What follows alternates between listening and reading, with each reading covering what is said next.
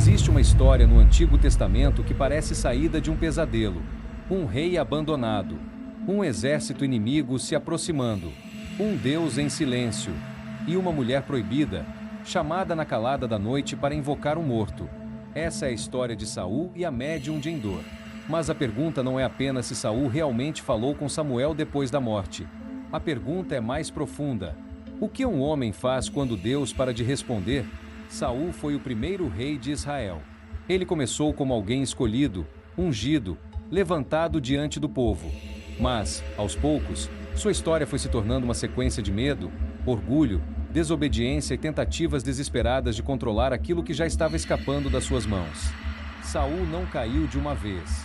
Ele caiu aos poucos. Primeiro, ofereceu sacrifício quando não deveria. Depois, poupou o que Deus havia mandado destruir.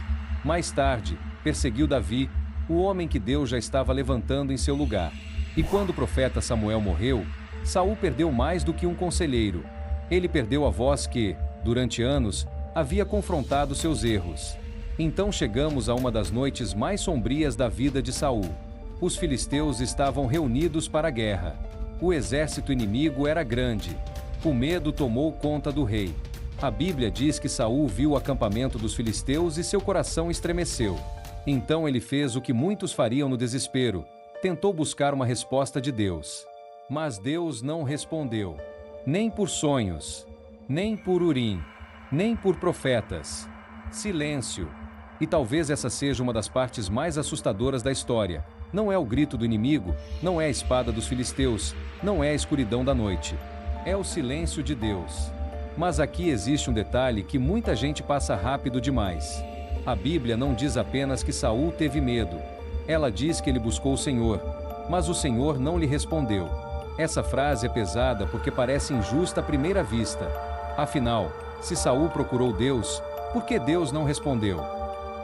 Mas quando olhamos a história inteira, percebemos que Saul não estava começando uma busca sincera naquela noite. Ele estava tentando usar Deus como última saída. Durante anos, Saul recebeu direção, recebeu advertência, recebeu confronto, recebeu tempo, recebeu oportunidade. O problema é que ele não queria ser transformado pela voz de Deus. Ele queria ser protegido pelas respostas de Deus. Existe uma diferença enorme entre buscar Deus para obedecer e buscar Deus apenas para escapar.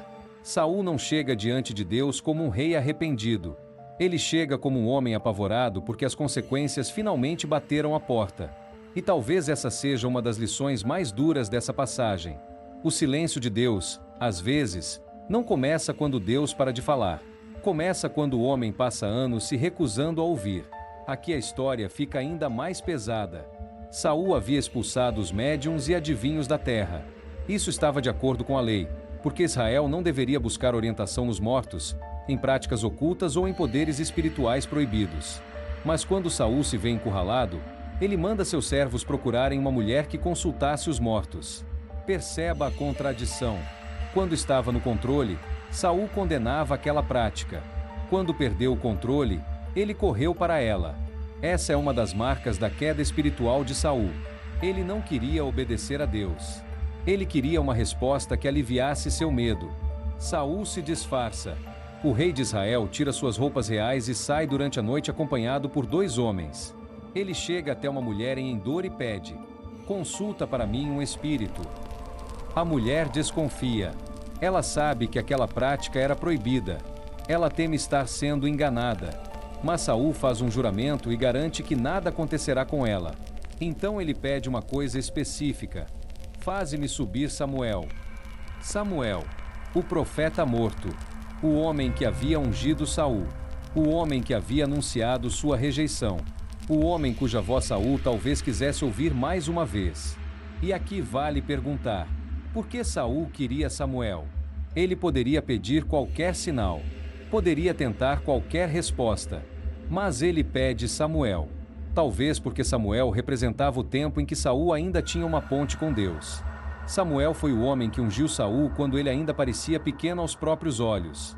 Foi o profeta que o confrontou quando ele desobedeceu. Foi a voz que disse que obedecer era melhor do que sacrificar. Foi também quem anunciou que o reino seria tirado dele. Então, Quando Saul pede Samuel, ele não está apenas chamando um profeta morto. Ele está tentando voltar ao ponto da história em que tudo começou a dar errado. Só que algumas portas não se abrem de novo apenas porque o desespero chegou.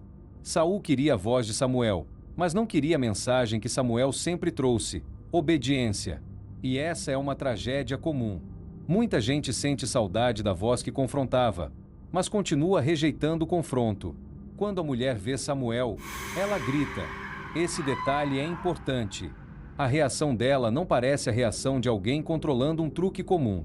Ela se assusta. Algo acontece que até ela não esperava. Então Saul entende que aquela figura é Samuel. E ele se inclina com o rosto em terra. O rei, que antes perseguia Davi e tentava manter sua coroa pela força, agora está prostrado no escuro, diante de uma aparição que carrega a memória do seu juízo. Samuel pergunta: "Por que me inquietaste, fazendo-me subir?" E Saul responde com a confissão de um homem quebrado: "Estou muito angustiado. Os filisteus guerreiam contra mim, Deus se desviou de mim e já não me responde." Mas Samuel não traz conforto. Ele não traz uma saída. Ele não diz que tudo ficará bem. Ele apenas confirma aquilo que Saul já sabia, mas não queria encarar. O reino havia sido tirado dele. Davi receberia aquilo que Saul tentou preservar. Israel seria entregue nas mãos dos filisteus. E no dia seguinte, Saul e seus filhos morreriam. Imagine ouvir isso. Você procura uma resposta porque está com medo da morte. E a resposta que recebe é que a morte está chegando. Saul cai imediatamente por terra. Sem forças. Sem esperança. Sem futuro. Muita gente discute essa passagem fazendo uma pergunta direta: foi Samuel mesmo que apareceu? Alguns entendem que sim, porque o texto chama a figura de Samuel e a mensagem corresponde ao juízo que já havia sido anunciado antes. Outros acreditam que foi uma manifestação enganosa, permitida naquele contexto como parte da queda de Saul. Mas, seja qual for a leitura, existe algo que o texto deixa muito claro. Saul não saiu dali restaurado. Ele saiu destruído. Aquela consulta não trouxe direção. Trouxe confirmação de condenação. Esse é o ponto que importa para a narrativa. Saul entrou naquela casa procurando controle. Saiu dela sabendo que não controlava mais nada. Nem o reino, nem a batalha, nem o futuro dos filhos, nem a própria vida. O oculto prometia resposta, mas entregou o desespero. E a cena é ainda mais amarga porque, depois disso, a própria mulher de Endor precisa insistir para que Saul coma alguma coisa. O rei de Israel está tão quebrado que uma mulher que ele mesmo teria condenado precisa cuidar dele por alguns instantes. Isso mostra o tamanho da queda. Saul não está mais sentado no trono. Ele está no chão, sem força até para levantar. Essa história é assustadora, mas ela não está na Bíblia apenas para causar medo. Ela revela uma verdade dura. Saul não procurou Deus para obedecer. Ele procurou Deus para escapar das consequências. Durante muito tempo, ele ignorou correção, ignorou limites, ignorou o profeta, ignorou a vontade de Deus. Mas quando o medo chegou, ele quis uma resposta imediata. E aqui está o ponto. Quem despreza a voz de Deus por anos pode chegar ao dia em que tudo que resta é silêncio. Talvez a parte mais trágica de Saul seja que ele ainda acreditava que precisava de uma mensagem. Mas ele já tinha recebido mensagens suficientes. O problema não era a falta de revelação, era a falta de obediência. Saul queria que Deus falasse de novo, mas não queria lidar com aquilo que Deus já havia falado antes. E isso torna a história muito atual. Quantas vezes alguém busca uma nova resposta, uma nova confirmação, um novo sinal, quando no fundo já sabe o que precisa fazer? Quantas vezes o medo nos leva a procurar atalhos que nós mesmos condenaríamos em dias melhores? Saul não caiu porque teve medo.